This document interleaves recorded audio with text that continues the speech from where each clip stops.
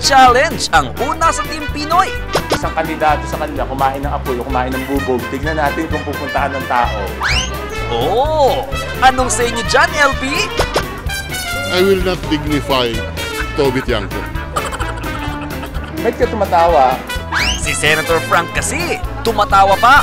Si Madam Javi na nga lang tanungin natin. Madam, anong masasabi mo sa challenge ni Congressman Toby? Carry mo bang kumain ng bubog? Napaka-mean naman niya.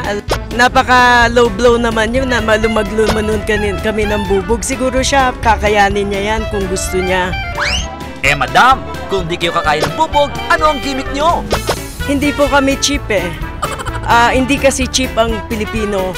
Ang taong Pilipino ay dapat bigyan ng respeto at huwag natin gamitan ng cheap gimmickry. O siya, mangampanya na nga lang kayo. In alphabetical order. Mga kababayan, bigyan natin ng masigabong palakpakan. Benigno Babaking of the Fourth. Magandang hapon po! Ay, medyo nagugutom na ata. Okay, next. Isang masigabong palakpakan sa proxy ni Madam Grace po. Binibining Sharon Cruz. Mr. Dream Boy, ano kaya ang nasa isip mo? Mr. Dream Boy, lagi kang nasa panaginip ko.